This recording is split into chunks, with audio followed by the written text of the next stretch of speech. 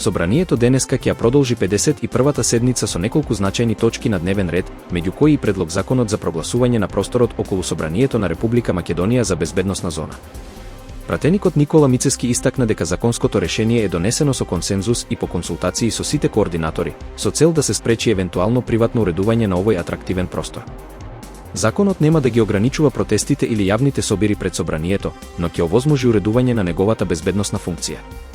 На седницата ќе се разгледа и годишниот извештај за работата на Судскиот совет за 2024 година, каде што се потенцира активната имплементација на препораките од ЕУ. Советот најавува продолжување на борбата за независноста на судиите, подобра транспарентност и засилено следење на состојбите во судството.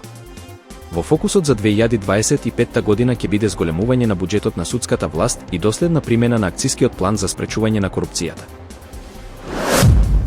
Комитетот за надворешни работи на Европскиот парламент денеска гласа за предлог извештајот за Македонија за 2023 и 2024 година, подготвен од европратеникот Томас Вајц.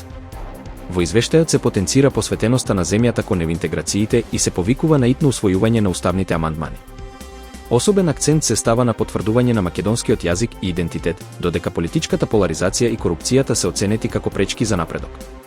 Во извештајот се нотира потребата од реформи во судството, јавната администрација и медиумската транспарентност. Вајц предупредува дека францускиот предлог постави ризичен преседан, а Кос нуди улога на олеснувач во диалогот меѓу Скопје и Софија. Доколку добие зелено светло од АФЕТ, конечната одлука ќе ја донесе Европскиот парламент на јулската пленарна седница.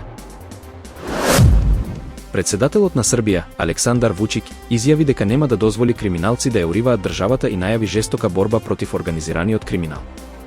Ќе се борам со сите сили против оние кои сакаат да ја уриваат Србија преку криминал, изјави Вучик за време на интервју, додавајќи дека државата ќе одговори силно и без компромиси. Тој нагласи дека граѓаните мора да се чувствуваат безбедни, а криминалците да знаат дека нема да имаат простор за делување. Вучик подвлече дека институциите на системот се веќе активирани и се водат конкретни акции за демонтажа на криминалните групи кои, според него, се закана за стабилноста. Во својата изјава, Вучик посочи и дека има политички актери кои директно или индиректно ги поддржуваат криминалните структури. Ќе го расчистиме тоа до крај, рече тој, предупредувајќи дека нема да има толеранција за никого, без разлика на неговата позиција или влијание. Тој најави и дополнителни мерки за зајакнување на капацитетите на правосудството и полицијата, со цел поефикасно справување со мафијата. Ова е борба за иднината на Србија и нема да запреме додека не ја добиеме, заклучи Вучик.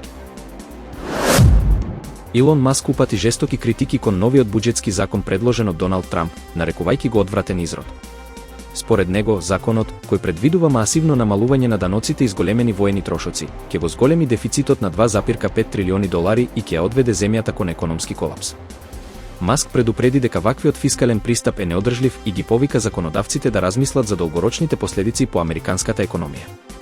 Законот, кој веќе помина во представничкиот дом, сега се очекува да се најде пред Сенатот, каде што се појавуваат први несогласувања дури и меѓу републиканците. Левичарскиот либерал Ли Џаe Мјунг победи на предвремените председателски избори во Јужна Кореја со 49,4% од гласовите, додека неговиот противкандидат, конзервативецот Ким Мун Су, освои 41,2%. Националната изборна комисија го прогласили за избран председател, а излезноста достигна високи 79,4%. Ли им се заблагодари на гласачите и најави дека ќе ја исполни доверената задача со целосна одговорност. Поранешниот адвокат за човекови права, познат по поддршката за обновливи извори, работнички права и поблиски односи со Кина и Северна Кореја, веднаш стапи на функцијата поради природата на предвремените избори. Во својот инаугурацијски говор повика на надеж, диалог и соработка за постигнување мирен соживот. Изборите ставаат крај на повеќемесечната политичка криза што започна со спорната вонредна состојба на сменетиот председател Јун Сук Јеол.